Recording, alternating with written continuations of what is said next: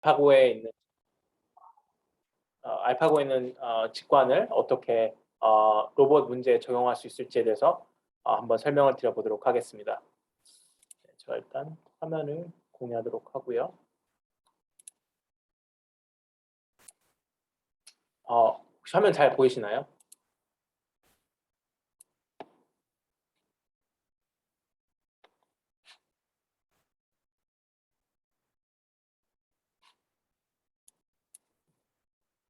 아무도 안 계신 건가?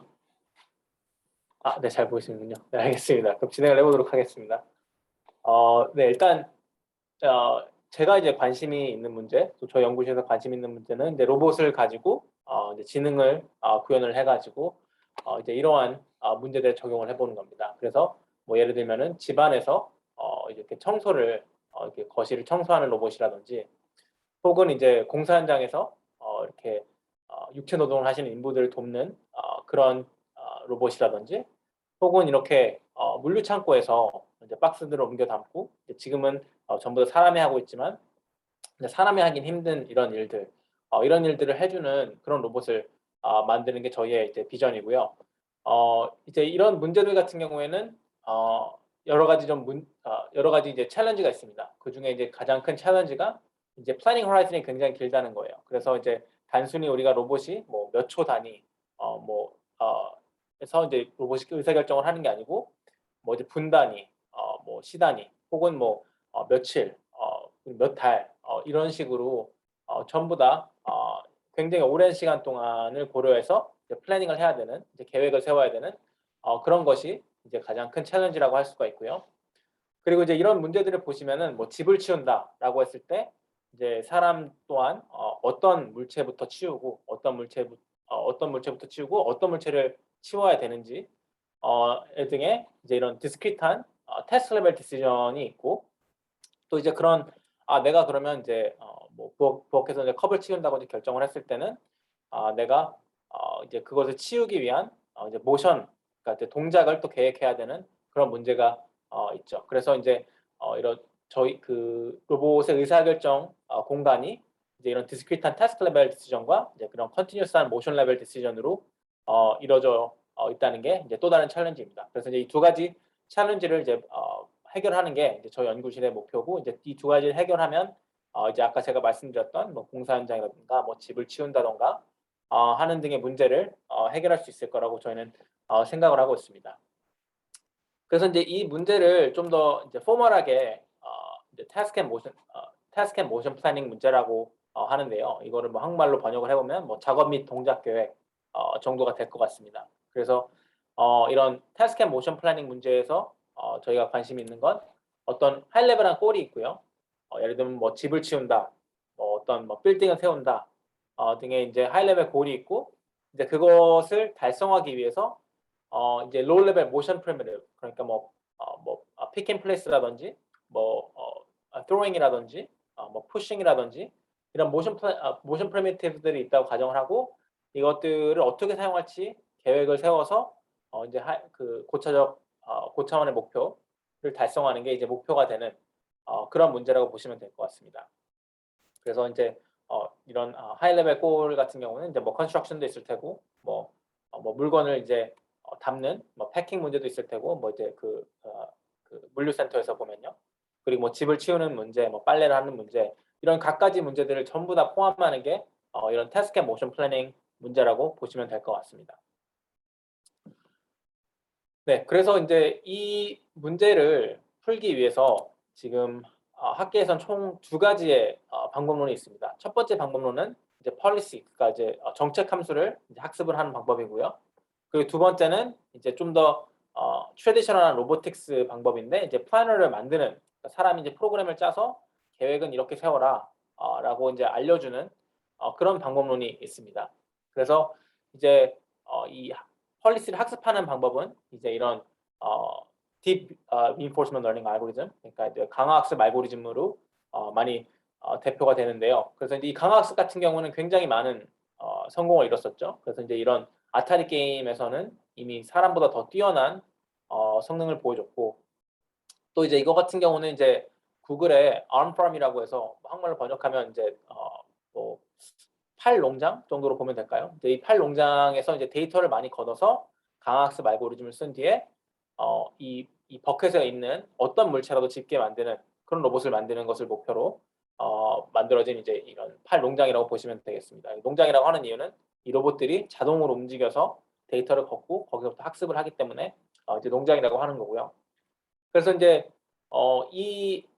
이런 문제들에서는 이런 딥 RL 알고리즘들이 정책 함수를 학습을 해서 문제를 풀어왔고, 또 이제 어떤 문제에서는 사람보다 훨씬 더 뛰어난 성능을 보여왔습니다. 그래서 이제 저희가 당연히 생각해 볼 수 있는 게, 그러면 우리도 당연히 태스크 앤 모션 플래닝 문제에 이런 딥 RL 알고리즘들을 적용을 해보면 되지 않을까라는 게 이제 당연한 질문이 될 수가 있는데요. 사실상 이 딥 RL 알고리즘들이 몇 가지 문제를 수반하고 있습니다. 그래서 이제 장점은 이런 알고리즘들 장점은 이제 굉장히 이제 계획을 하는 것이 굉장히 빠르다는 거죠. 그래서 어떤 상황이 주어졌을 때 그냥 뉴럴 네트워크로 프리딕션만 해버리면 되니까 이제 뭐 GPU의 성능에 따라서 이제 이런 프리딕션 속도는 훨씬 더 빨라질 거고요. 앞으로 미래에. 그렇기 때문에 이제 플래닝을 하는 단계가 이제 뭐 사람처럼 막 뭐 머리 빠지게 뭐 계획을 세울 필요도 없고, 혹은 이제 다른 뭐 플래닝 알고리즘, 제가 후에 말씀드릴 플래닝 알고리즘만큼 깊이 생각할 필요도 없이 그냥 뉴럴 네트워크 프리딕션으로 다음에 내가 할 행동을 결정을 해버리기 때문에 굉장히 빠르다는 장점을 갖고 있지만 단점 또한 수반하고 있습니다. 그래서 단점이 이제 굉장히 프레자일하다는 거. 그러니까 이제 이런 알고리즘 같은 경우는 데이터에 굉장히 많이 의존을 하는데, 만약에 내가 주어진 상황이 내가 과거에 본 상황보다 많이 다를 경우 이 로봇이 실수를 할 위험이 있고요. 그리고 이제 이런 로봇 같은 경우는 실생활에 우리가 쓰는 로봇이기 때문에 이런 실수를 했을 때 그게 이제 굉장히 위험한 지경까지 이르는 그런 문제가 발생할 수도 있습니다. 그래서 이제 프레자일하다는 게 하나의 단점이고, 그리고 이제 마지막으로는 굉장히 데이터가 많이 필요하다는 겁니다. 그래서 이거를 데이터 헝그리하다고 그러는데, 이런 알고리즘 같은 경우는 굉장히 많은 데이터를 넣어야지 괜찮은 성능이 나오는데, 사실 로보틱스 같은 경우는 이렇게 데이터를 많이 걷는 것이 뭐 게임이나 뭐 바둑이나 이런 것보다는 그다지 쉽지 않습니다. 그래서 이제 사실상 이런 딥 RL 알고리즘을 바로 적용하는 것은 이제 좀 무리가 있고요.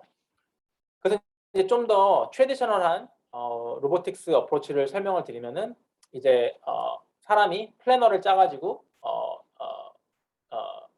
그 로봇의 계획을 세우게 만드는 겁니다. 그래서 이제 이거 같은 경우에는 이제 제가 했던 연구 중에 하나인데, 여기 같은 경우는 로봇이 이제 이 물체를 이제 세우는 것이 목표입니다. 이 로봇이 물체를 세우는 것이 목표인데, 이것을 하기 위해서 어떤 식으로 물체를 밀 것이며 어떤 식으로 로봇이 물체를 잡아야 이렇게 세울 수 있을지 전부 다 이제 계획을 세워서 하는 것이고요. 그래서 이제 이거 같은 경우에는 뭐 전혀 뭐 이렇게 딥 RL 알고리즘이 아니고 사람이 쓴 이제 플래너를 통해서 저렇게 플래닝을 했었고, 그리고 이제 이거 같은 경우에는 이제 로봇이 이제 다른 손을 사용해 가지고 이 물체의 뚜껑을 여는 그런 것을 이제 그런 동작을 계획을 하는 문제인데, 이것 역시 어떠한 러닝 없이도 이제 사람이 이제 플래너를 짜 가지고 이렇게 이런 물리적 법칙을 세상이 따르니까 내가 지금은 이렇게 행동하면 된다라는 것을 전부 다 이제 계산을 해서 이제 실행에 옮기는 것을 볼 수가 있습니다. 그리고 이와 마찬가지로 이거 같은 경우에는 이제 로봇이 이제 그 컨스트럭션에 도입된 상황인데요. 그러니까 이제 건설하는 데 도입된 상황인데, 이 로봇이 하는 일이 뭐냐면 이 트러스라는 것을 만듭니다. 이 트러스라는 게 이제 빌딩에 이제 구조물이 되는, 이제 안에 뼈대가 되는 그런 구조물을 만드는 건데, 이 로봇 또한 어떠한 학습 없이도 그저 사람이 알려준 이제 물리학의 법칙과, 그리고 이제 지어야 되는 빌딩의 마지막 형태만이 주어졌을 때 이런 식으로 무리 없이 로봇이 이렇게 빌딩의 뼈대를 만들어가는 것을 저희가 볼 수가 있죠. 그래서 사실 이 플래닝 기법이 이제 로보틱스에서 트래디셔널하게 많이 쓰였고, 그리고 이제 우리가 이제 사람이 이제 이것들을 구현하다 보니까 좀 더 우리가 어떻게 돌아가는지 알고 하다 보니까 이것을 많이 지금 로봇 현장에서는 많이 쓰이는 방법론인데 어, 이것 또한 장점과 단점이 있습니다. 그래서 어,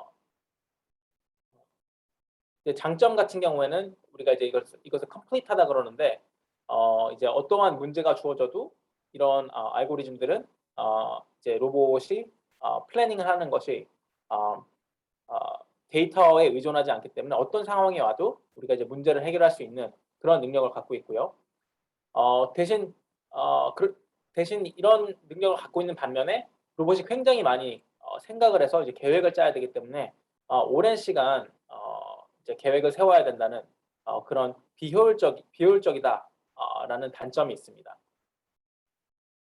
그래서 이제 어, 이제 쭉 보시면은 이제 이렇게 제가 말씀드린 이제 pure planning 쪽은 이제 이게 컴플리트하다. 그러니까 이제 어떠한 내가 상황이 주어져도 내가 문제를 해결은 할 수 있다라는 장점이 있는 반면에 비효율적이다. 그러니까 왜냐하면 이제 모든 경우의 수를 고려를 해보고 그 경우의 수 중에 이제 가장 좋았던 경우의 수를 내가 이제 행동으로 옮기는 거기 때문에 그럼 모든 경우의 수를 혹은 많은 경우의 수를 고려하기 위해서는 오랜 시간이 걸리고 그에 따라서 이제 이게 굉장히 비효율적이다 라는 이제 장단점이 있고요. 그리고 이제 pure learning, 그러니까 deep reinforcement learning 같은 그런 알고리즘 같은 경우에는 이제 굉장히 빠르지만 이제 그냥 neural network prediction으로 우리가 이제 이것을 행동을 우리가 이제 추론을 해내기 때문에 굉장히 빠르지만 이거 같은 경우는 이제 좀 취약하고요. 이제 새로운 환경이나 새로운 상태에는 좀 취약하고 그리고 이제 또 굉장히 데이터도 많이 필요하다는 그런 단점이 있습니다.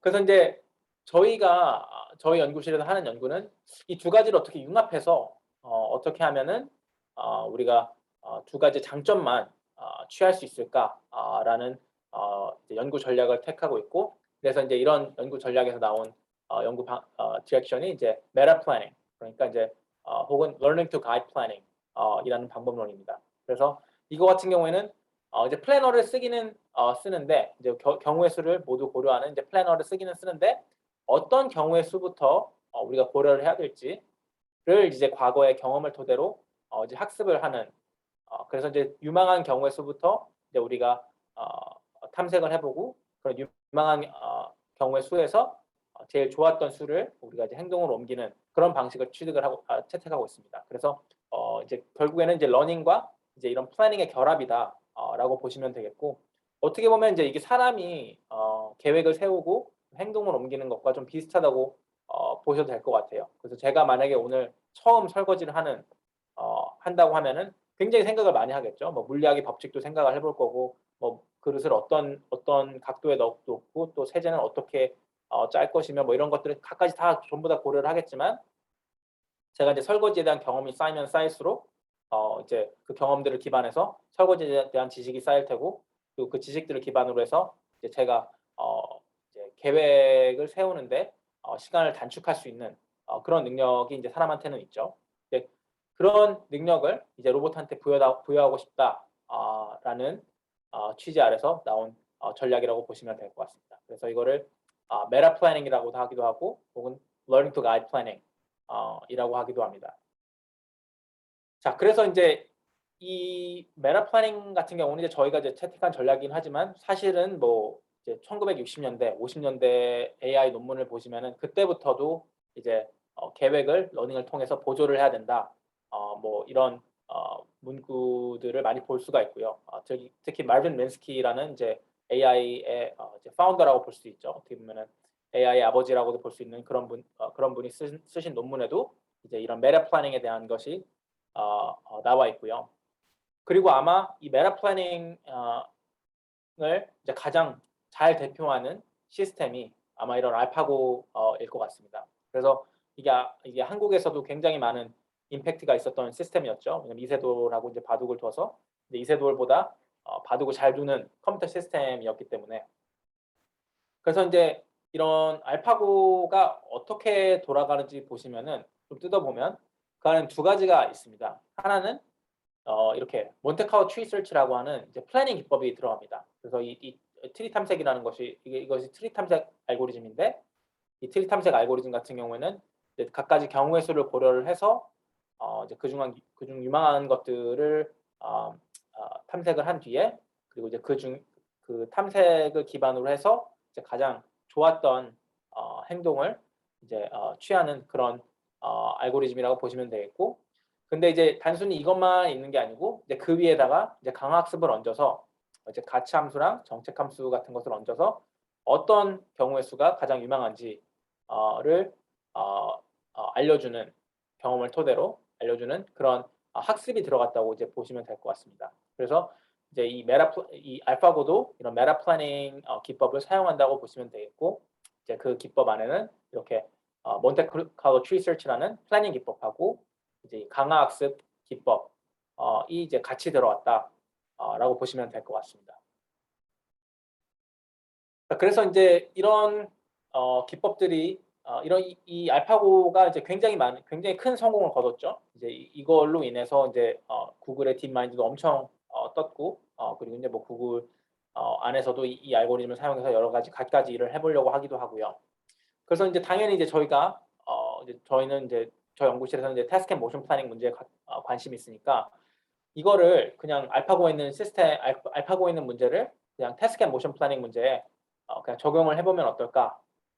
라는 것이 이제 한 가지 직관일 수가 있을 것 같아요.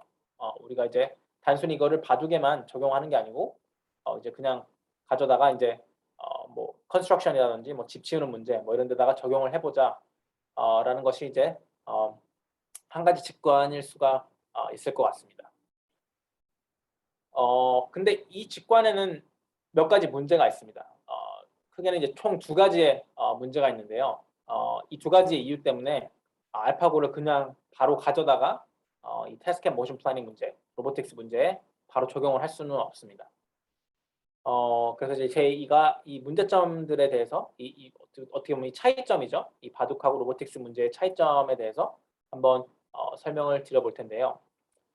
첫 번째는 이제 이런 행동 공간의 차이점입니다. 그래서 이제 바둑 같은 경우에 보시면은 이제 이 바둑판이 있고, 그렇죠?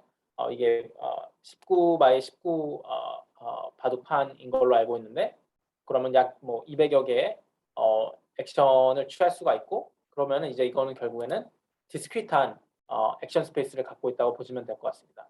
그래서 뭐 경우의 수가 굉장히 많긴 하지만 각각의 스텝마다 줄 수 있는 수는 각 약 200개로 한정이 돼 있다라고 보시면 될 것 같고, 그에 비해서 이제 이런 태스크 앤 모션 플래닝 문제, 뭐 예를 들면은 뭐 이 박스들을 이 집 안으로 옮겨 놓는 문제 같은 경우는 이제 액션 스페이스가 로봇이 지금 상황에서 어떤 물체를 집어야 할까 라는 이런 디스크리트한 초이스도 있고요. 그리고 두 번째로는 이런 내가 어느 위치에 서서 이 물체를 집을까라는 것에 대한 이제 컨티뉴어스한 초이스도 있습니다. 그래서 이제 이런 디스크리트한 초이스, 그러니까 어떻게 보면 테스트 레벨 디시전이죠. 작업 레벨 디시전과 이렇게 모션 레벨 디시전, 이런 베이스 포즈에 대한 모션 레벨 디시전이 이제 둘 다 혼합이 되어 있기 때문에 액션 스페이스가 이제 하이브리드하다라고 보시면 될 것 같습니다. 그래서 이게 이제 그 바둑과 태스크 앤 모션 플래닝 문제의 가장 큰 차이점 중에 하나고요.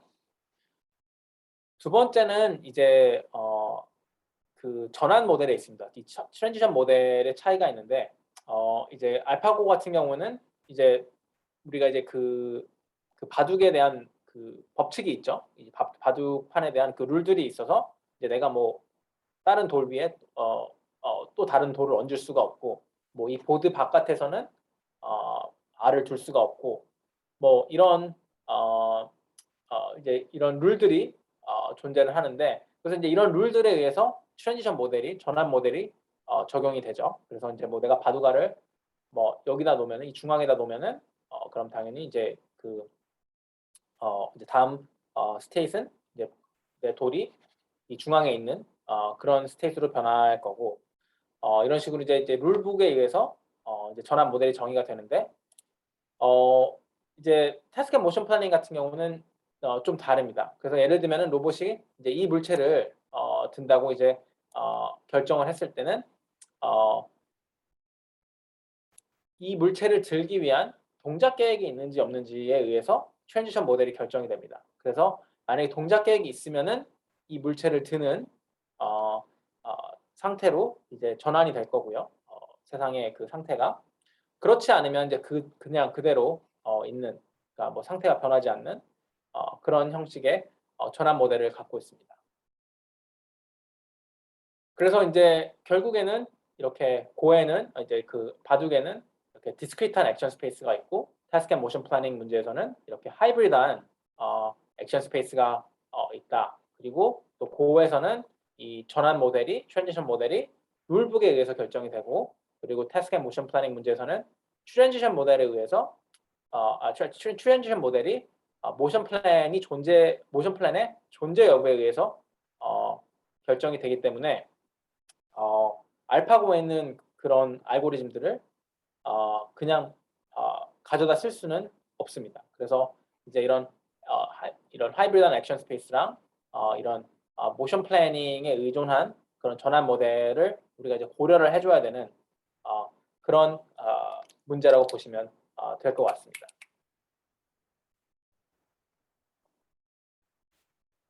자, 그래서 이제 저희가 알파고처럼 이제 플래닝도 하고 서치도 하고 이제 러닝도 하려면 먼저 서치 알고리즘이 필요한데, 아직까지 나온 알고리즘 중에는 이렇게 하이브리드 액션 스페이스랑 이렇게 모션 플래닝에 의존한 전환 모델을 고려를 할 수 있는 그런 서치 알고리즘이 없습니다. 그래서 이제 알파고처럼 우리가 이제 서치를 해야 되겠는데, 알파고에서 MCTS를 쓴 것처럼 우리도 서치를 해야 되겠는데, 이런 서치를 할 알고리즘이 아직 존재를 하지 않아서 이제 저희가 이제 한 가지 고안한 search 알고리즘은 현존하는 그래프 search 알고리즘을 이런 하이브리드 액션 스페이스나 그리고 또 이런 모션 플래닝을 고려한 쪽으로 이제 익스텐드를 해보는 그런 알고리즘을 저희가 한 가지 제시를 했는데요. 이 알고리즘 같은 경우는 이름이 뭐 좀 긴데 Sampling Based Abstract Edge Heuristic Graph Search, 뭐 줄여서 이제 SAS라고 저희가 하는데, 이거 같은 경우는 이제 어떻게 보면 휴리스틱 서치랑 이제 똑같이 돌아간다고 보시면 될 것 같습니다. 그래서 이렇게 서치 큐가 있고요. 이제 휴리스틱 서치를 할 테니까. 그래서 이제 로봇이 이렇게 갖가지 경우의 수가 주어지죠. 그래서 이제 로봇이 지금 여기에 있는데 이 물체들이 지금 총 8개가 있고, 그래서 이제 로봇한테 주어진 이렇게 디스크리트한 초이스들은 어떤 물체를 들지, 8개의 물체 중에 어떤 물체를 들지가 이제 이렇게 주어집니다. 그래서 pick object 1부터 pick object 8까지 이렇게 총 8개의 초이스가 주어지고, 그리고 이제 이런 스테이트와 이런 디스크리트한 액션 페어들을 이렇게 search queue에 올립니다. 그래서 이제 initial state랑 pick object 1에서 이제 initial state랑 pick object 8까지 이렇게 search queue에 올리고, 그리고 이제 그 중에 우리가 가장 유망하다고 생각하는 초이스부터 이제 우리가 탐색을 하기 시작합니다. 그래서 이것을 선택을 해서 이것부터 탐색을 하는데, 이 탐색을 할 때 우리가 이제 어떤 휴리스틱 함수가 주어졌다고 가정을 하고, 이 휴리스틱 함수에 의해서 이것을 결정을 하고요. 그리고 이것을 이제 DQ를 했으니까 이제 이것이 이제 Q에서는 사라지고, 이제 이것을 이제 잡기로 결정을 했으면 그 후에는 이제 컨티뉴어스한 이제 모션 레벨 디시전을 해야 되겠죠. 그래서 이제 로봇이 어느 위치에 서서 이 물체를 들 건지 로봇의 베이스 포즈를 정해줘야 되고, 또 로봇이 어떤 그래프를 사용해서 어떻게 잡아야 할지 등을 이제 정해줘야 되는 그런 의사결정을 내려야 됩니다. 그래서 이거 같은 경우에는 저희가 이것을 해결하기 위해서 랜덤 샘플링을 하는 방식을 취득을 했고요. 그래서 이제 이 베이스 포즈랑 그래프 중에 랜덤하게 하나를 골라서 이 물체를 들겠다라고 해서 이제 이것이 정해진 뒤에는 저희가 이제 모션 플래닝을 해가지고 과연 우리가 이제 이 오브젝트 1을 들고 이런 B라는 위치에서 들고 이런 G라는 손의 위치로 이제 물체를 들기로 했는데, 그렇게 들 수가 있는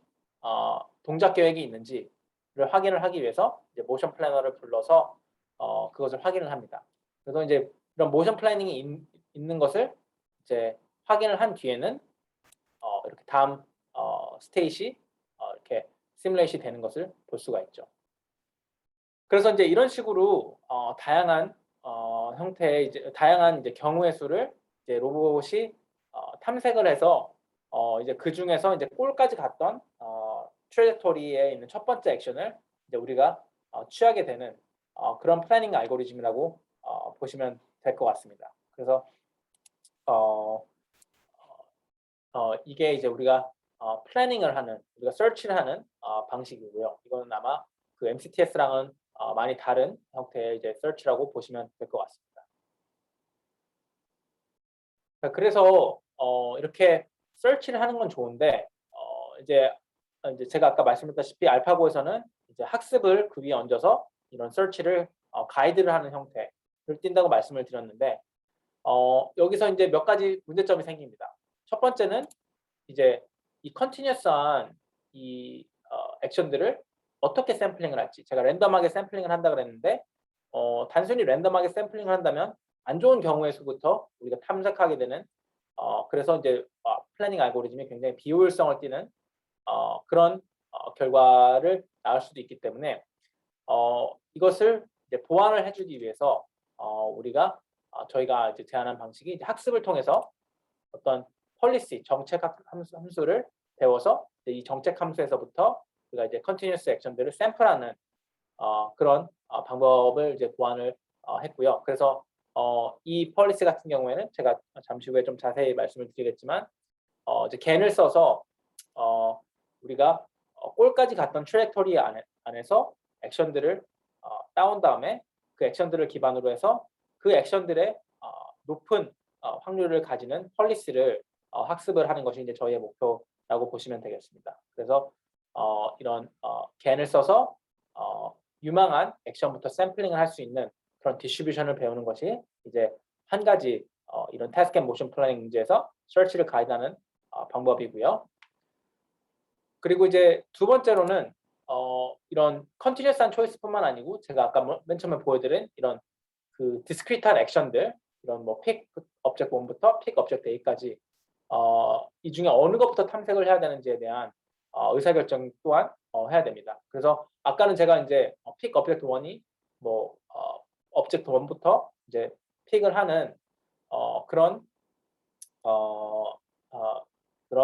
일러스트레이션을 보여드렸는데 이게 과연 이제 픽 업젝트 1이 이 이니셜 스테이트에서 픽 업젝트 2보다 나은가?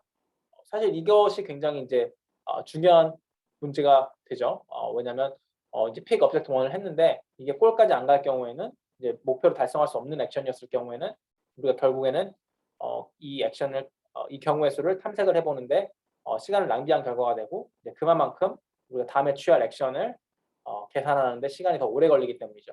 그래서 만약에 우리가 이 의사결정을 바로바로 내릴 수가 있으면 좀 더 탐색이 빨라질 거고, 그럼 그 빨라진 탐색을 기반으로 해서 우리가 이제 의사결정을 좀 더 행동을 빨리 옮길 수가 있기 때문에 이것 또한 굉장히 중요한 문제가 된다고 보시면 될 것 같습니다.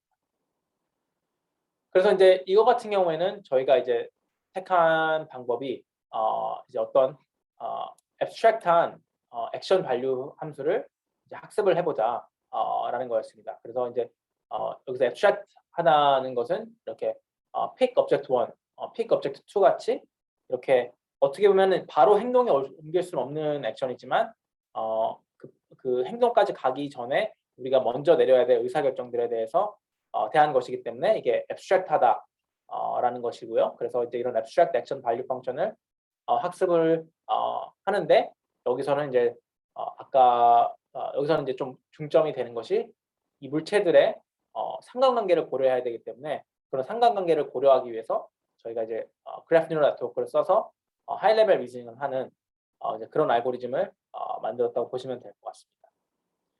그래서 이제 저희가 이제 알파고처럼 탐색을 하는데 경우의 수를 탐색을 하는데 그 탐색을 빠르게 효율적으로 하기 위해서 이제 과거의 경험을 기반으로 해서 이제 이런 폴리시랑 액션 밸류 펑션을 학습을 한다라고 말씀을 드렸는데, 그러면 이제 이런 학습을 해서 이제 플래닝 알고리즘을 가이드를 하는 거는 좋은데, 그러면 이제 학습을 할 때 어떤 문제점들이 생기느냐 라는 것에 대해서 좀 말씀을 드려보겠습니다. 그래서 이제 이 학습을 할 때 두 가지 챌린지가 있는데 첫 번째 챌린지는 그 목적 함수를 어떻게 디자인을 할 거냐 라는 것이 이제 한 가지 문제가 될 것 같습니다. 그래서 우리가 이제 과거 그 계획 데이터가 있는데 그 계획 데이터로부터 우리가 좀 더 효율적으로 학습을 하려면 어떻게 우리가 objective 함수를 이제 목적 함수를 정의를 해야 될까 라는 것이 이제 한 가지 챌린지가 되고요. 그리고 두 번째는 그 네트워크에 들어가는 인풋, 그러니까 이제 네트워크의 x가 되겠죠. 뉴럴 네트워크의 x가 되는데 이런 x 값을 어떻게 정의를 하면 될까 라는 것이 이제 두 번째 이슈가 될 것 같습니다. 그래서 이제 제가 첫 번째 이슈에 대해서 이제 한번 저희의 솔루션에 대해서 설명을 드려볼 텐데 이런 그 먼저 디스크리트한 액션들에 대해서 어떻게 우리가 objective 함수를 정할 수 있을지에 대해서 한번 설명을 드려보겠습니다. 그래서 이제 우리가 과거 플래닝 경험이라고 하면은 이런 트리의 형태로 우리한테 데이터가 주어지는데요. 그래서 이제 이 트리마다 보시면은 아까 보여줬던 대로 이렇게 디스크리트한 디시전을 내리는 노드가 있고요. 그리고 컨티뉴스한 디시전을 내리는 노드가 있고, 그래서 이 위에서는 뭐 pick object 1이다, 뭐 pick object 2다, 뭐 이런 형태의 액션들을 고르는 거고, 그리고 이런 컨티뉴스 디시전 노드에는 이제 뭐 그래스비나 베이스포즈 같은 것을 이제 정하는 노드라고 보시면 되겠는데, 우리가 이제 이 노드 이 트리들을 보면은 이제 하나의 트래젝토리는 이제 골로 가는 것을 볼 수가 있죠. 그리고 이제 다른 트래젝토리들은 우리가 탐색은 해봤으나 이제 골까지는 가지 못했던, 목표까지는 가지는 못했던 그런 트래젝토리가 있는 것을 이제 볼 수가 있습니다. 그래서 이제 저희가 이제 이런 트리를 보면서 할 수 있는 한 가지 방법이 우리가 지금 이 스테이트에 있을 때는 우리가 뭐 예를 들면은 뭐 5개의 액션을 취해서 이 골까지 갔으면은, 그럼 이 스테이트에서 이 액션의 값은 -5가 되는, 그렇게 이제 커스트 고를 스테이트에서 골까지의 디스턴스로 스테이트에서 지금 현재 주어진 스테이트에서 골까지의 거리로 정의를 하고, 이제 그 데이터를 따와 가지고 이제 그것을 학습을 할 때 이제 mean squared error loss를 써 가지고 이제 학습을 하는 방법이 이제 한 가지 방법론이 될 수 있을 것 같습니다.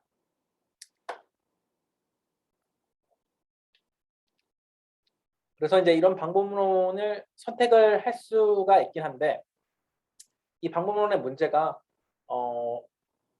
우리가 사실상 이 다른 트래젝토리들, 우리가 탐험해봤지만 골까지 가지 않았던 트래젝토리들에 대해서는 타겟 밸류가 없다는 단점이 있습니다. 그래서 뭐 이 스테이트에서 여기 골까지 가는 액션을 취했던 이 액션 같은 경우에는 뭐 5라던가 뭐 혹은 이 스테이트에서는 뭐 4라던가 이런 식으로 타겟을 만들어낼 수가 있는데, 우리가 뭐 이 액션이라던가 혹은 뭐 이 액션에 대해서는 우리가 그 골까지 가는 거리 값을 우리가 찾을 수가 없기 때문에 타겟을 만들어내지 못한다는 단점이 있습니다.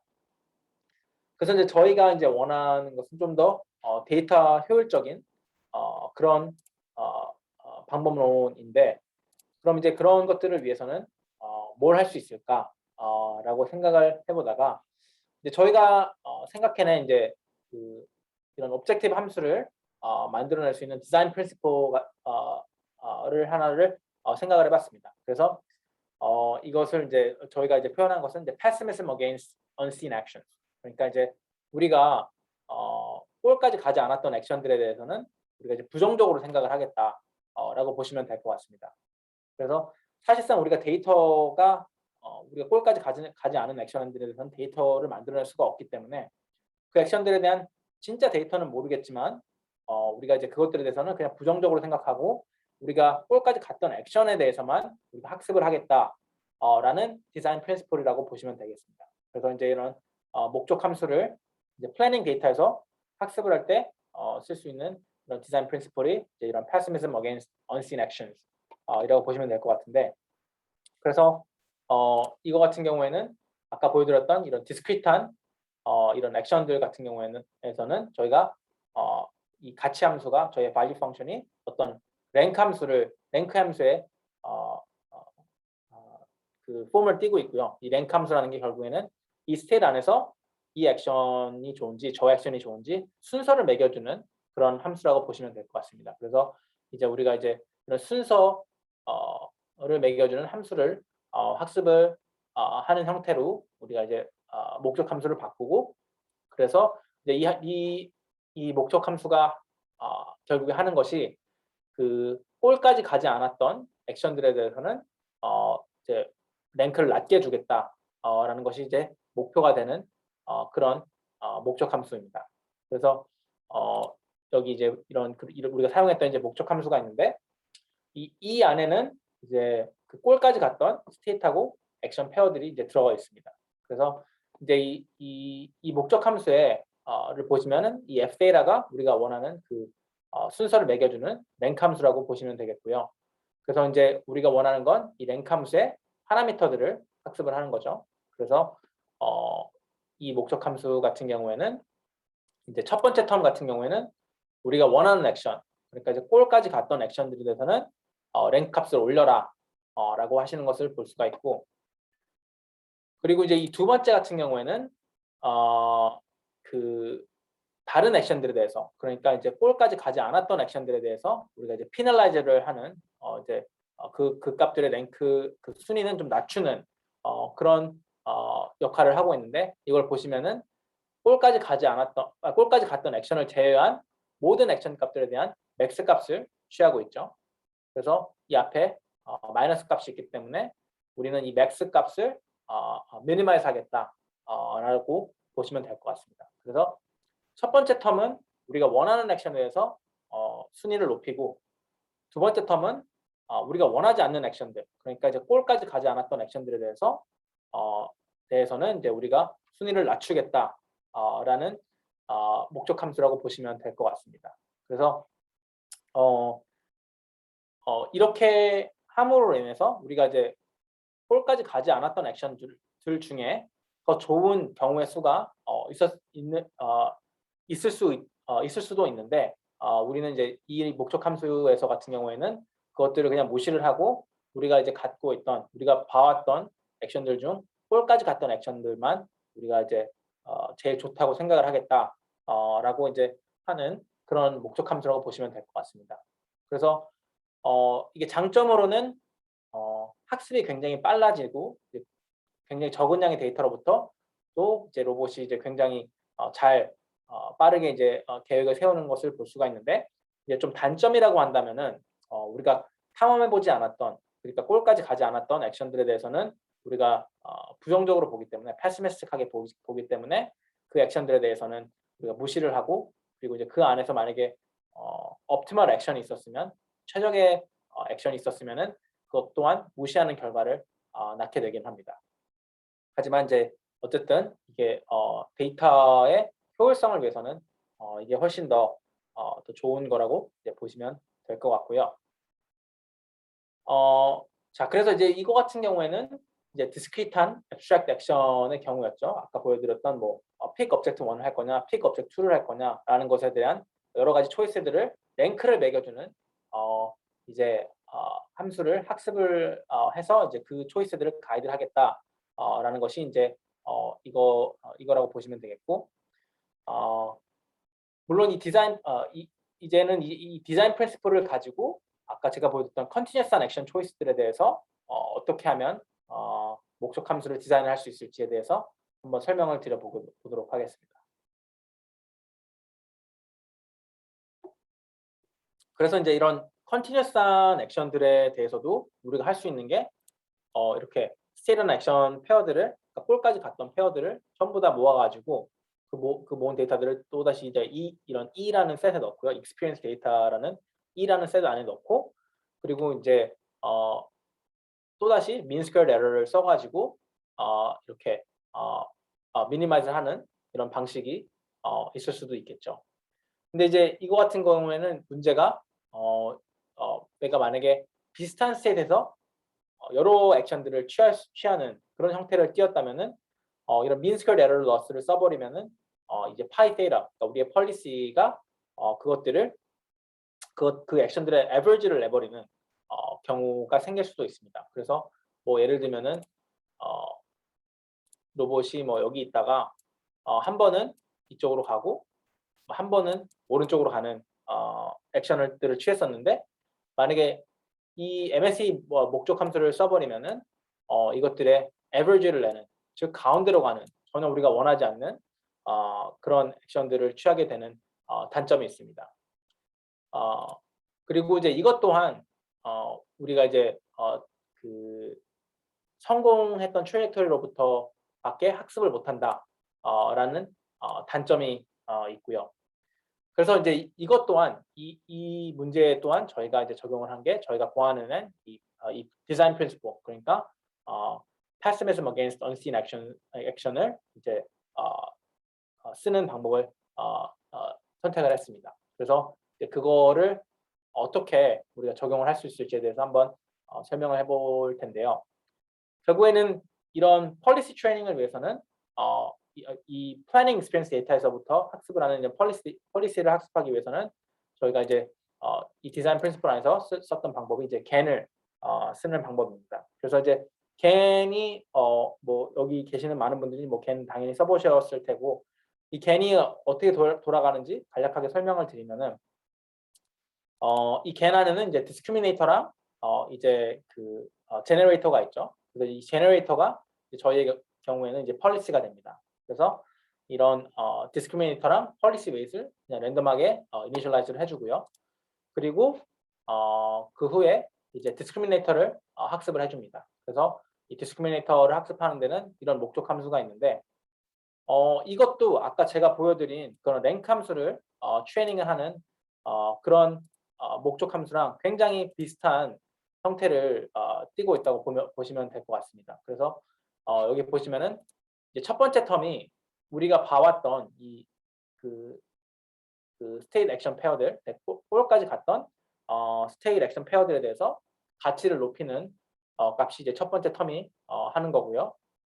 그리고 이제 이 두 번째 텀이 이제 우리가 현재 만들어내고 있는 액션들 에 대해서 값을 낮추는 겁니다. 그래서 만약에 우리가 현재 제너레이트하는 액션 값이 이 데이터 안에 없었다면은 우리가 그 값에 대해서는 이론상으로는 마이너스 인피니티 값을 줄 수가 있는 그런 목적 함수라고 보시면 될 것 같습니다. 그래서 사실상 우리가 이제 아까 보여드린 그 랭크 함수랑 다른 점은 우리가 이제 그 컨티뉴어스한 액션 스페이스에 있기 때문에 모든 액션에 대해서 우리가 지금 우리가 봐왔던 그 스테이트 액션 페어들에서 더 높은 값을 띄워라라는 것은 불가능하고 대신에 우리가 만들어내고 있는 액션들 중에서 이 우리 데이터 안에 없는 것들에 대해서 낮은 값을 줌으로 인해서 이것 또한 그 pessimism against unseen actions를 쓰고 있다고 보시면 될 것 같습니다. 그래서 이제 이거를 통해서 우리가 이제 폴리시를 학습을 하는데 이 폴리시 같은 경우에는 이 결국에는 그 우리 디스크리미네이터 값 아까 우리가 이제 학습한 이 디스크리미네이터 값을 맥시마이즈 하도록 우리가 이제 폴리시 파이 세이라의 값을 튜닝을 한다고 보시면 될 것 같습니다.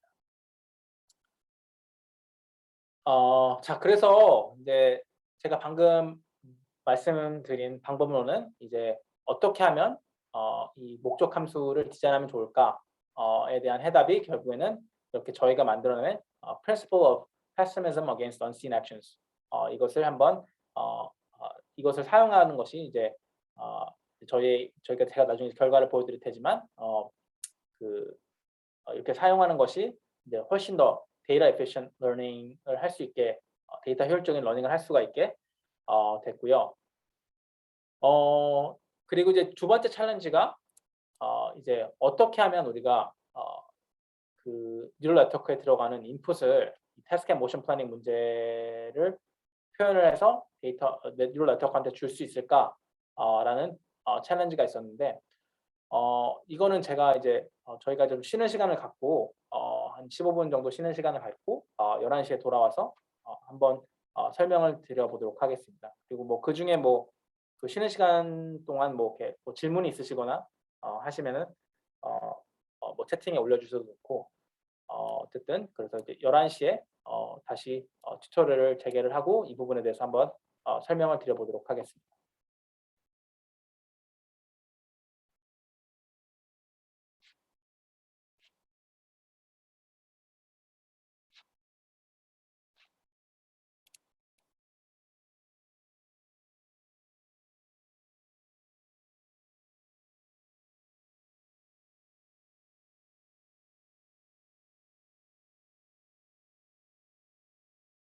네. 그리고 질문 있으신 분은 뭐 챗에 올려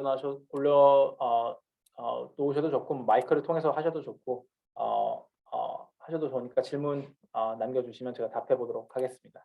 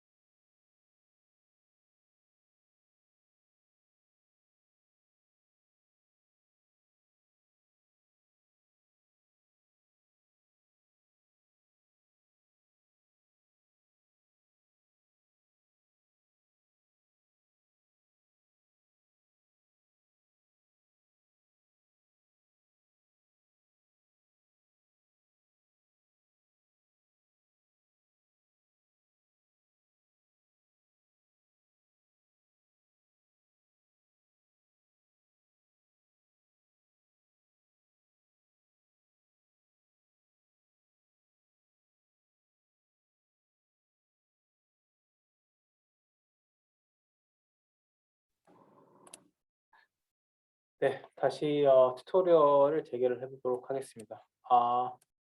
네, 서울대 오영탁님께서 질문을 주셨는데, 음, 폴리시 러닝 시 시뮬레이터 기반이 아니라 실제 임플멘테이션을 사용하기 위해서는 프리트레이닝이나 파인 튜닝을 사용하는 것으로 알고 있는데, 로봇 같은 경우는 시뮬레이터가 실제와 비슷하다고 해도 리워드 쉐이핑이나 겐로스 같은 경우 학습 수렴이 어렵다. 어떻게 이런 문제를 해결할 수가 있느냐? 라고 질문을 주셨는데, 어, 일단 여러 가지 문제가 좀 질문이 섞여 있는 것 같아요. 일단 그 시뮬레이터에서 이제 실제 상황까지 가는 데는 말씀해 주신 대로 이제 프리 트레이닝이나 파인 튜닝, 뭐 도메인 어댑테이션 뭐 이런 기법들을 많이 사용하기도 하고 혹은 실제 로봇에서 그냥 어, 이제 그 이런 알고리즘을 사용하지 않고 그냥 실제 로봇에서 이제 데이터를 걷어 가지고 곧바로 사용하는 경우도 있습니다. 그래서 이제 그게 이제 시뮬레이터에서 이제 실제 로봇까지 가는 그런 방법론들이고요. 그리고 이제 겐로스나 이제 뭐 리워드 쉐이핑을 해서 이제 학습을 하게 만들 때 수렴이 어렵다.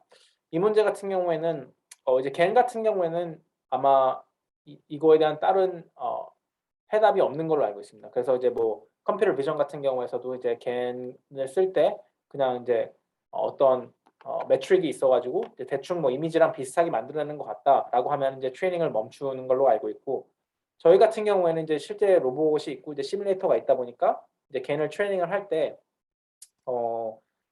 이 겐에서 나온 폴리스를 가지고 실행에 옮겨보고 시뮬레이터 안에서 그래서 이제 만약에 그 퍼포먼스가 좋다 이러면 이제 학습을 이제 중단하는 그런 방법을 취하고 있습니다. 이게 완벽한 솔루션은 아닌데요. 이제 괜히 이런 좋은 성능은 있지만 이렇게 트레이닝을 하기 어렵다. 특히 수렴이 안 된다. 라는 단점이 있기 때문에 그 단점을 이제 뭐 해결하는 건 아니지만 그거를 이제 어떻게 보면 이제 좀 돌아가서 이제 푸는 방식이라고 보시면 될 것 같습니다. 네, 혹시 질문에 답이 되셨을까요?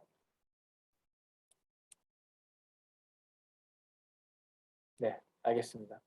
혹시 뭐 다른 분들 뭐 질문 있으시면 자유롭게 뭐 채팅으로 올려주셔도 좋고 혹은 뭐 이제 그 마이크로 주셔도 좋습니다. 네, 그래서 이제 어,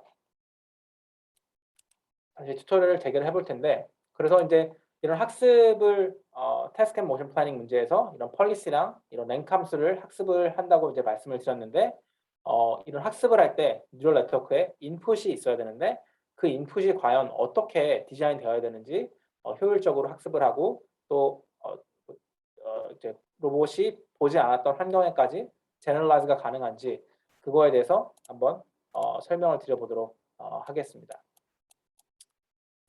그래서 이제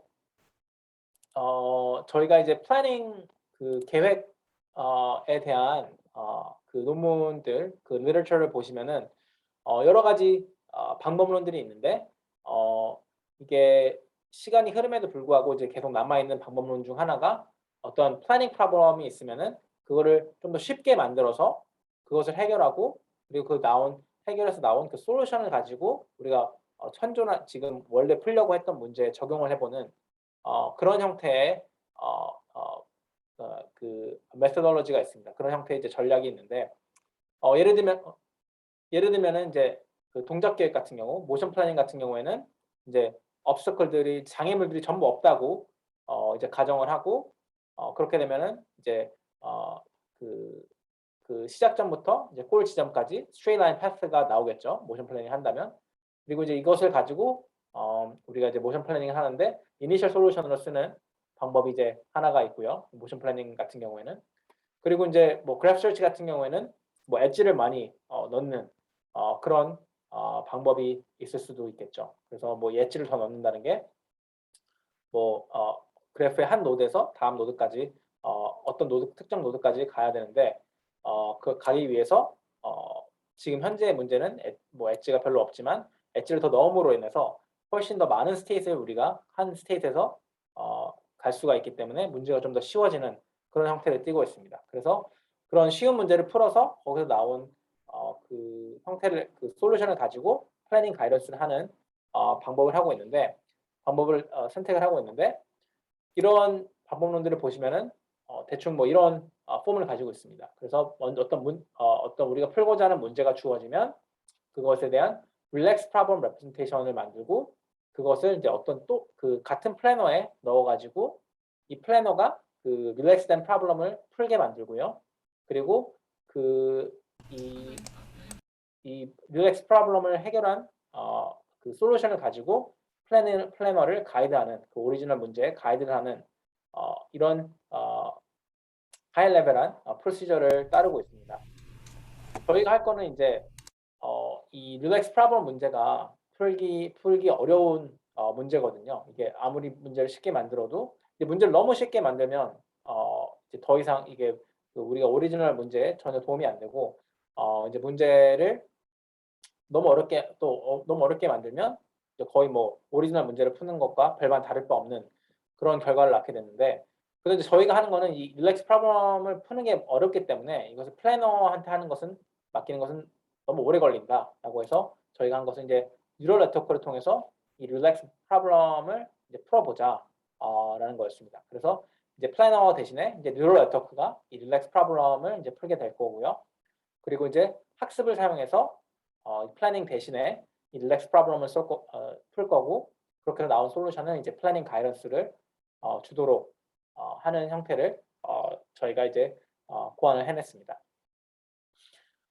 자, 그래서 이제 이 방법론을 어떻게 하면 이 디스크리트한 액션 스페이스에다가 적용을 할 수 있냐 라는 것이 이제 한 가지 문제가 되겠죠. 그래서 이제 이 디스크리트한 문제들 같은 경우는 다시 한번 제가 리마인드를 드려보면 어떤 물체들을 조작해야 될지를 정하는 것들 혹은 이 물체들을 어떤 순서로 조작을 해야 될지 그리고 어떤 매니플레이션 프리미티브 그러니까 뭐 pick and place라든지 뭐 throwing이라든지 어떤 프리미티브를 정해서 이것들을 조작을 할지에 대한 의사결정을 하는 겁니다.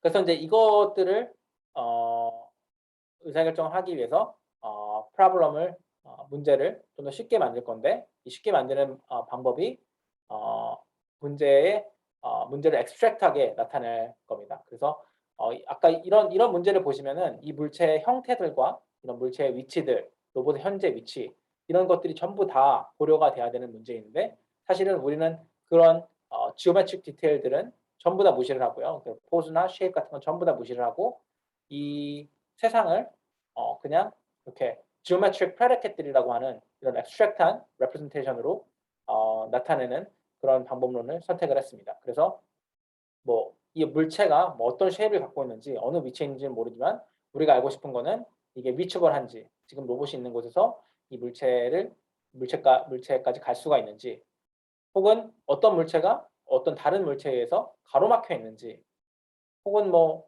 이 물체가 어떤 리전으로 매니플레이션해서 옮길 수가 있는지 뭐 이런 것들을 다루는 이런 지오메트릭 프레디케이트들로 이제 나타나진다고 보시면 될 것 같습니다. 그래서 이제 이 지오메트릭 프레디케이트라는 게 결국에는 어떤 불리한 함수라고 보면 되고요. 그래서 이 각각들이 0하고 1 값이 나오게 되고 얘도 뭐 0하고 1, 0하고 1 뭐 이런 식으로 나오게 되고 이런 지오메트릭 프레디케이트들의 이발리에이션으로 저희가 이제 문제를 나타내게 됩니다. 그래서 예를 들면 이런 씬이 있으면은 우리가 이제 abstract state를 나타내는데 여기서 보시면은 이제 object 1이 reachable하다라는 것은 이제 false가 되겠죠. 왜냐면 로봇의 동작 계획이 이런 물체에 가로막혀 있으니까. 그렇죠? 그래서 이제 이거 같은 경우는 false로 나오고 뭐 이제 occlude 가로막고 있느냐 라는 것에 대해서도 이제 object 1이 object 2에 의해서 가로막혀 있고 object 1이 object 3에 의해서 가로막혀 있고 그래서 이것들은 이제 이런 true 값으로 나오게 되죠. 그래서 이런 모든 것들의 이발리에이션으로 이제 스테이시 표현되어집니다. 그래서 이게 이제 결국에는 앱스트랙트한 스테이시 되는 거고 이게 앱스트랙트한 이유는 아까 말씀드린 대로 우리가 전부 물체 형상이나 혹은 뭐 위치 이런 것들은 전부 다 무시하기 때문에 이게 앱스트랙트하고 좀 더 릴렉스된 프로블럼 레프레젠테이션이라고 보시면 될 것 같습니다. 자, 그러면은 abstract state representation이 있는데, 그러면 우리가 이런 geometric predicate들, 아까 제가 말씀드린 이런 predicate들은 어떻게 우리가 evaluation 할 거냐, 라는 것이 이제 또 다른 문제가 될 수가 있을 것 같아요. 그래서 이 문제를 해결하려고 저희가 디자인한 geometric predicate들을 봤더니, 이 geometric predicate들이 결국에는 어떤 reachability랑 occlusion, 그러니까 이제 내가 물체까지 갈 수 있는지 없는지, 혹은 다른 물체가 이 물체를 가로막고 있는지 없는지에 대한 정보더라고요. 그래서 이것들을 어떻게 계산하면 좋을까라고 이제 생각을 해보다가 이제 생각해 보니까 이것들이 사실은 이제 로봇 모션 플래닝 쪽에서는 이미 많이 연구가 된 분야였습니다. 그래서 저희가 이제 내렸던 결론은 그냥 이런 현존하는 알고리즘들을 통해서 이 프레디켓들을 이발리에이션 하면 되겠구나 라고 이제 결론을 내렸고, 그래서 이제 저희가 이제 저희의 이제 이 프레임워크에 이제 그 전반적인 컴퓨테이션을 보시면은 이런 식으로 태스크 앤 모션 플래닝 문제들이 주어졌을 때 뭐 이런 문제가 됐건 뭐 이런 문제가 됐건, 이거 같은 경우는 이 박스들을 옮겨야 되는 문제고, 이 박스들을 이 집안에 옮겨야 되는 문제고, 또 이 문제 같은 경우는 이 책장 안에서 이 물체들을 이 박스에 담아야 되는 문제고, 이런 식으로 주어지는데, 이럴 때 이렇게 로우 레벨한 geometric reasoning, 그러니까 뭐 geometric predicate evaluation들은 전부 다 모션 플래닝 알고리즘을 통해서 하고요. 그리고 이제 그것으로부터 나온 abstract state을 가지고 이 abstract state이 이제 occlusion하고 reachability 정보를 담고 있겠죠. 이것들에 대해서 high level reasoning은 이제 우리가 아까 학습했던 그런 랭크 함수로 하면 된다라고 보시면 될 것 같습니다. 그래서 이제 이것이 이제 저희 프레임워크의 이제 커다란 컴퓨테이션에 대한 다이어그램이라고 보시면 될 것 같고요. 그래서 이제 이 F데이터가 결국엔 이런 abstract state를 인풋으로 받는데, 한 가지 문제는 이런 그 릴레이셔널한 정보를 담는 F데이터가 무엇이 될까라는 것이 이제 한 가지 문제가 될 수가 있을 것 같습니다. 그래서 사실상 이런 릴레이셔널한 정보는 이런 그래프에 담기가 가장 좋죠. 그래서 이제 이런 그래프에 보시면은 각각의 노드에는 이 어떤 한 물체에 대한 정보를 담고 있고요. 그리고 각각의 엣지에는 이 두 가지 물체에 대한 릴레이션십을 담고 있는 관계를 나타내는 그런 정보를 담고 있습니다. 그래서 이제 이런 그래프 형태로 나타내게 되고, 그래서 이제 이게 우리의 스테이시 그래프 형태로 나타나게 되다 보니까 이제 이거를 그래프 뉴럴 네트워크로 우리가 나타내서 이제 학습을 하겠다 라는 이제, 형태를 띠고 있습니다. 그래서 이제 이런 abstract한 state representation이 이제 저희가 그 abstract한 디시전을 가이드하는 그런 랭크 함수에 들어가는 인풋으로 디자인을 했다라고 보시면 될 것 같습니다.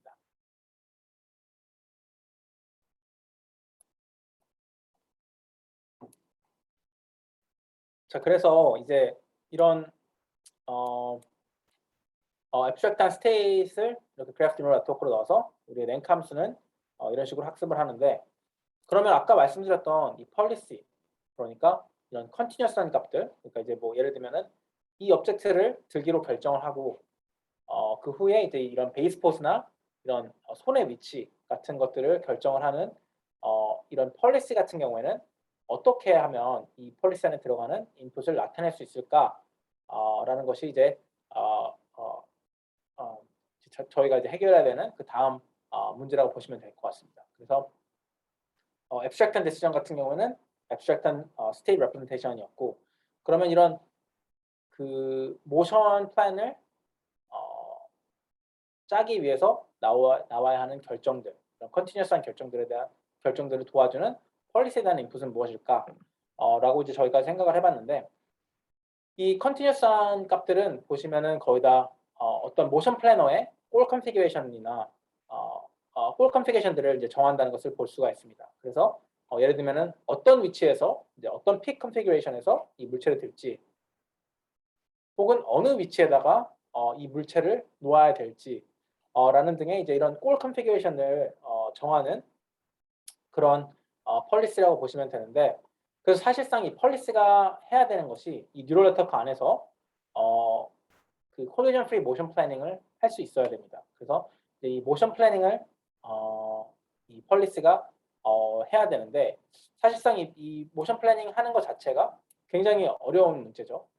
이게 쉬운 문제가 아니기 때문에 우리가 이것을 또 그 오리지널 모션 플래닝 문제를 뉴럴 네트워크한테 풀어라라고 한다면 사실상 이게 불가능한 문제고요. 그래서 여기서 또한 저희가 이제 그 문제를 좀 더 릴렉스하고 좀 더 쉽게 만들어서 뉴럴 네트워크가 학습을 통해서 이제 풀 수 있도록 만드는 그런 방법을 취했습니다. 그래서 이것을 이제 이 콜리전 프리 모션 플래닝을 하기 위해서 먼저 어떤 정보가 필요한지 이제 생각을 해봤더니 결국에는 여기서 필요한 정보는 configuration space obstacles, 그러니까 로봇이 관절값을 어느 한 위치에 뒀을 때 거기에 장애물이 있는지 없는지에 대한 정보가 이제 필요하더라고요. 근데 이제 문제는 이런 configuration space obstacle들을 우리가 그냥 뭐 인지 데이터나 이런 곳에서부터 만들어내기가 굉장히 어렵습니다. 굉장히 비싼 오퍼레이션이기도 하고요. 그래서 이것을 좀 더 손쉽게 할 수 있는 방법은 없을까? 혹은 이 C 스페이스 obstacle, configuration space obstacle들을 좀 더 우리가 완벽하게 재현을 해내지 못해도 좀 approximation을 할 수 있는 방법은 없을까? 라고 이제 생각을 해보다가 나온 아이디어가 저희가 이제 생각해낸 이제 key configuration obstacles 이라는 겁니다.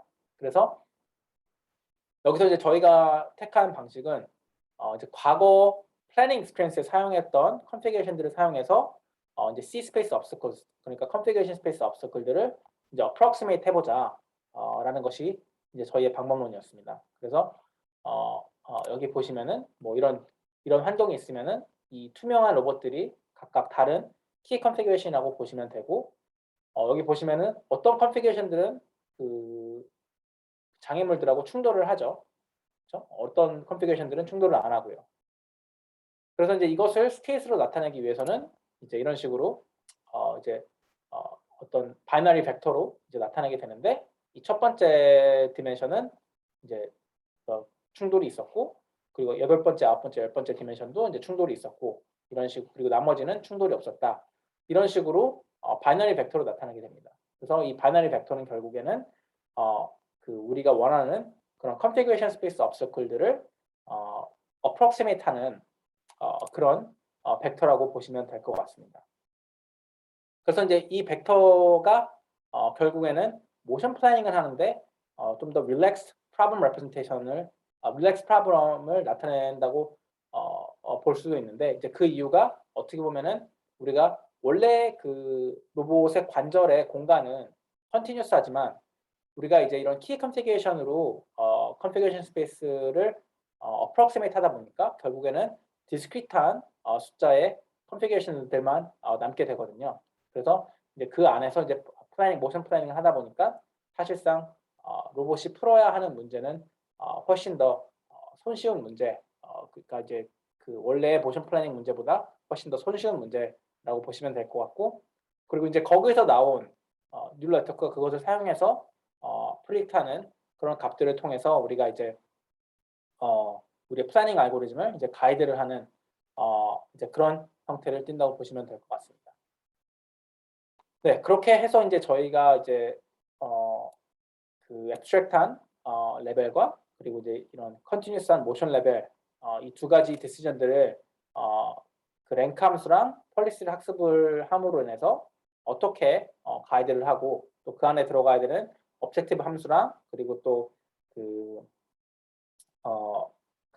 그 problem representation, 그러니까 그 뉴럴 네트워크 안에 들어가는 representation을 어떻게 설정하면 좋을지에 대해서 말씀을 드려봤고요. 그래서 이제 저희가 이제 이 문제를 여러 태스크 앤 모션 플래닝 문제에 적용을 해봤습니다. 그래서 여기 보시면은 이제 로봇이 이제 이런 좀 어지러운 방안이 있고, 이 방안에서 로봇이 해야 되는 게 이 빨간 물체를 갖고 와야 되는 거죠. 근데 이제 이 로봇이 해야 되는 게 이 다른 이 초록색 물체들, 이 초록색 박스들을 어떻게 들고 어떻게 날라야 이 빨간색으로 까지 가는 플랜을 손쉽게 플랜을 만들어낼 수 있을지에 대해서 이제 계획을 세워야 되는 겁니다. 그래서 이제 그 계획을 세워서 행동에 옮기는 것을 볼 수가 있고요. 이 문제가 어려운 이유가 이 공간이, 이 박스들을 아무렇게나 놓기에는 좀 좁은 공간이라서 물체들을 어디다 놓아야 될지 이제 정확하게 이제 고려를 해서 이제 계획을 짜야 되기 때문에 그런 계획을 짤 때도 또 공간이 또 굉장히 타이트하기 때문에 모션 플래닝 그 동작 계획이 나올 수 있도록 이제 계획을 짜야 되는 것이 이제 이 문제의 핵심이라고 보시면 될 것 같습니다. 그래서 여기 보시면 처음에는 전부 다 여기다 넣지만 이 공간에 넣지만 나중 가면은 이 위에다 놓는다든지 하는 행동들을 볼 수가 있는데 그 이유가 뭐냐면 여기는 더 이상 이제 박스를 넣으면은 로봇이 이제 그 안에서는 활동을 할 수가 없기 때문이죠. 여기다 놓는 순간 이제 이 안에서 나오는 모션 플랜을 찾기가 어렵기 때문에 이런 식으로 이 공간 안에 넣는 거고요. 그래서 이제 이런 골까지 가는 이 목표를 달성하는 것을 볼 수가 있고 그리고 이제 이 문제 같은 경우는 제가 아까 말씀드린 이 파란색 박스들을 이 공간 안에 넣는 겁니다. 그래서 이것 또한 이제 비슷한 문제인데 이제 이 물체들을 어떻게 넣으면 어떻게 옮기고 어떤 동작 계획을 써서 옮겨야 될지에 대해서 이렇게 계획을 해서 실행에 옮기는 것을 볼 수가 있죠.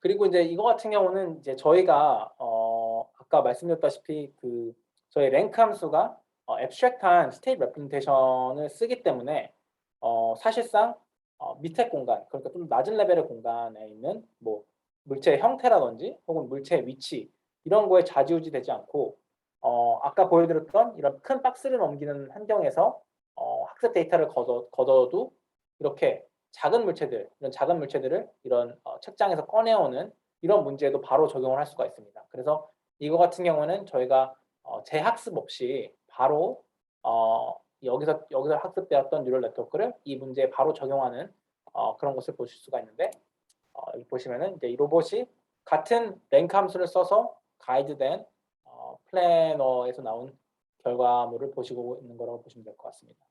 여기서도 노란색 물체를 찾기 위해서 이걸 집어서 넣는 걸 볼 수가 있죠. 그래서 이제 이거는 재학습 없이도 이 새로운 환경에서 이제 재학습 없이도 이 문제 자체가 앱스트랙트하게 나타나기 때문에 이렇게 무리 없이 이제 목표를 하는 것을 볼 수가 있습니다. 네, 그래서 이제 이거를 이제 결과를 좀 보시면은 이제 이 y축이 이제 플래닝을 하는 시간이라고 보시면 될 것 같습니다. 그래서 뭐 이제 최대한 2000초까지 이제 계획을 세울 수가 있고요. 그리고 이제 x축 같은 경우는 다양한 알고리즘인데 이 퓨어 러닝 같은 경우는 그냥 강화학습 알고리즘이죠. 그냥 플래닝 없이 그냥 강화학습을 하는 알고리즘인데 이 오렌지 바가 이제 중간값을 나타내거든요. 이 중간값이 보시다시피 이 2000초에 가 있는 것을 볼 수가 있죠. 근데 이 퓨어 러닝 같은 경우는 운이 좋아서 내가 계획 없이도 내가 취했던 행동들을 다 했을 때 골까지 가는 경우가 있기 때문에 그런 경우는 굉장히 빠르게 목표를 달성하는 것을 볼 수가 있습니다. 그래서 이제 거의 0초에 가깝게 거의 뭐 이제 프로젝션 타임만 있으면 되니까 문제들을 해결할 수 있지만 여러 가지 문제에 대해서는 이제 결국에는 미디언이 굉장히 높다라고 보시면 될 것 같고 그리고 이제 이거 같은 거는 이제 pure planning 알고리즘들입니다. 그래서 이게 이제 state of the art 플래너였고요. 그래서 이거 같은 거는 뭐 중간값이 뭐 1500초 정도였고 이거 같은 경우에는 저희가 풀려고 하는 문제에는 바로 적용을 하기가 힘들어서 저희가 약간의 모디피케이션을 했고 그런 모디피케이션을 하는 과정 하에서 저희가 보니까 이것들이 다 완벽하게 모든 문제를 다 효율적으로 해결할 수는 없다는 것을 발견을 했고 그래서 이제 저희가 만든 알고리즘 아까 보여줬던 그 Sampling Based Abstract Edge Heuristic Search SAS라고 하는 알고리즘하고 저희가 핸드 디자인한 휴리스틱을 섞어서 해봤더니 이제 플래닝이 훨씬 더 빨라졌죠. 거의 뭐 러닝에 비해서는 두 배 넘게 빨라졌고 이거에 그 스테이트 오브 더 아트 플래너에 비해서도 두 배 넘게 빨라졌고요. 그리고 이제 이 플래너에다가 저희가 만들어낸 플래너에다가 이제 랭크 함수를 얹어 보니까 이것보다 더 빨라지는 것을 볼 수가 있었습니다. 그래서 이제 중간값이 거의 뭐 500초까지 내려왔고 내려온 것을 볼 수가 있죠. 그래서 이제 이거는 그 SAS랑 랭크 함수를 섞은 거라고 보시면 될 것 같고 그리고 이제 마지막으로 이제 이 위에다가 그 펄리시를 학습한 것까지 넣어서 이제 랭크 함수랑 펄리시에 의해서 이제 가이드되는 그런 저희의 SAS 알고리즘을 봤더니 이거는 거의 뭐 저 스테이트 오브 더 아트 플래너보다 6배 가량 스피드업을 할 수 있는 것을 볼 수가 있었습니다. 네, 그렇게 해서 이제 제가 이제 오늘 튜토리얼 준비한 내용을 좀 이제 서머라이즈를 해드리면은 이제 태스크 앤 모션 플래닝이나 혹은 이렇게 바둑같이 굉장히 긴 시야의 계획 문제에서는 단순히 플래닝하고 러닝, pure planning, pure learning 이런 것만 사용하지 말고 그 두 개를 결합하는 이런 메타 플래닝 기법을 사용하는 것이 좋다라는 것이 저의 이제 저희 연구의 한 가지 요점 중 하나고요. 두 번째 경우에는 이런 그 가치 함수나 폴리시들을 학습을 할 때 objective 함수를 디자인을 해야 되는데 그때는 우리가 그 모든 액션에 대해서 가치값을 배우거나 모든 액션에 대해서 폴리시를 배운다기보다는 우리가 보지 못한 액션들에 대해서는 그냥 부정적으로 생각해 버리는 이런 pessimism against unseen actions라는 프린시플을 적용을 해보면 굉장히 데이터 효율성이 올라갈 수 있다라는 것이 이제 두 번째 포인트고요. 그리고 이제 세 번째는 우리가 이제 이런 가치 함수나 폴리시에 들어가는 인풋을 정의를 해야 되는데 이 인풋을 정의를 할 때 가장 좋은 방법 중 하나가 이런 그 계획 문제를 좀 더 릴렉스를 해가지고 그것이 뉴럴 네트워크가 풀 수 있도록 데이터를 기반으로 해서 풀 수 있도록 하는 것이 좋은 방법이다라고 보시면 될 것 같습니다. 그래서 이 세 가지 포인트에 대해서 이제 저희가 진행한 연구에서 나왔던 그런 결론들이고 이 결론들이 좀 더 자세하게는 저희가 최근에 냈던 이 논문에 나와 있습니다. 이 논문이 이제 Representation Learning and Planning Algorithms for Geometric Task and Motion Planning 이라는 논문인데 이 논문에 보시면은 이 메시지들에서 조금 더 명확하게 나와 있습니다. 네, 그래서 제가 준비한 튜토리얼은 오늘 여기까지고요. 조금 일찍 끝나긴 했는데 여러분들 뭐 질문이 있으시거나 뭐 강연 내용에 대해서 질문이 있으시거나 혹은 뭐 강연 내용이 아니더라도 뭐 로보틱스에 대해서 평소에 뭐 궁금한 거 있으셨던 점 뭐 이런 거 있으시면은 뭐 자유롭게 뭐 질문을 주시고 제가 답을 하는 뭐 그런 질의응답 시간을 좀 가져오면 좋을 것 같습니다. 네, 그럼 뭐 질문 있으시면은 편하게 해주시면 좋을 것 같습니다.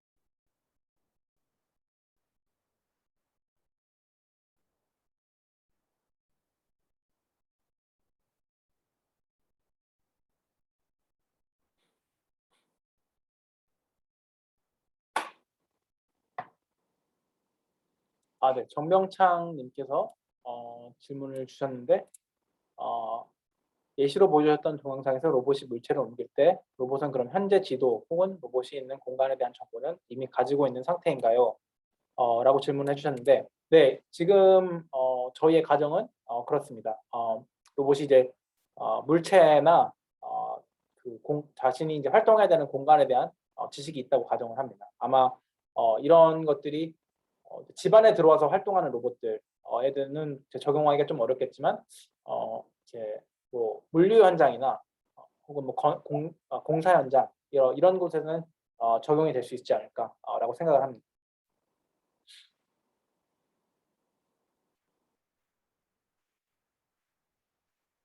네, 김광수님께서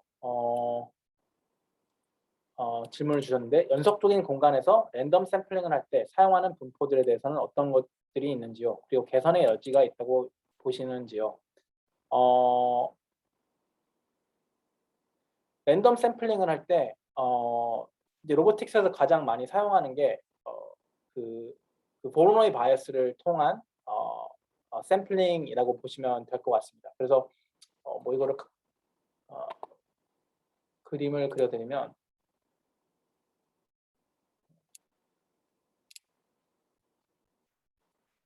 뭐 약간 이렇게 컨티뉴어스한 공간이 있다고 할 때 우리가 여기서 이제 샘플링을 해야 된다고 하면은 만약에 우리가 이 공간을 이 포인트를 샘플링을 했고 또 여기서 샘플링을 했다라고 했을 때 사실상 이쪽 공간에 굉장히 많은 어, 그 공간이 남잖아요. 그래서 사실상 다음번에 샘플링을 할 때는 그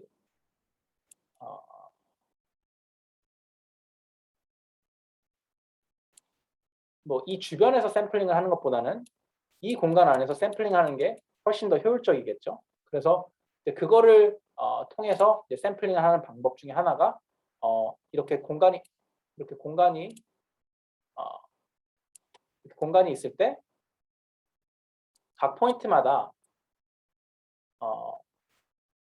어떤 셀을 정의를 한다고 가정을 합니다. 그래서 이 포인트 같은 경우에는 이 셀을 정의를 하고 이 포인트 같은 경우는 이 셀을 정의를 하고요. 그래서 다음번에 샘플링 할 때는 이 셀의 크기에 비례하도록 샘플링을 하는 방법이 이제 하나가 있습니다. 그래서 이거 같은 경우는 이 셀이 더 크기 때문에 랜덤 샘플링을 할 때 저 셀에 비례하도록 프로버빌리티 디스트리뷰션을 정하는 방법이 있는데 그게 이제 뭐 대충 이런 형태를 띱니다. 제가 펜으로 하면 좋을 텐데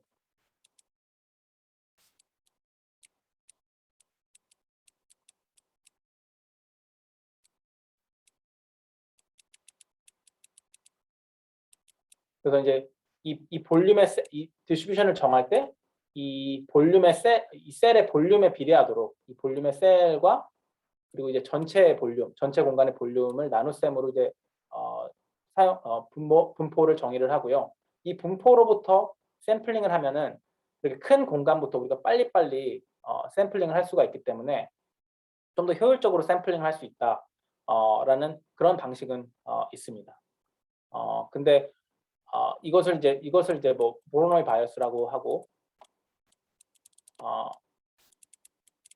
이것을 사용해서 이제 그 랜덤 샘플링 분포를 정의하는 방식인데 어, 사실상 이게 이제 가장 사람들이 많이 쓰고 그리고 이제 가장 효율적이 이제 그 프랙티스에서 가장 효율적으로 나왔던 방법론인데 사실상 이거 말고도 이제 요새는 뭐 러닝을 학습을 통해서 샘플링 디스트리뷰션을 학습을 하는 뭐 그런 방법론도 있습니다. 네. 아마 카이스트에 계신 것 같은데 이 부분에 대해서 좀 더 자세히 알고 싶으면은 제가 이제 가르치는 강의에서도 이것에 대해서 강의를 하고 있습니다.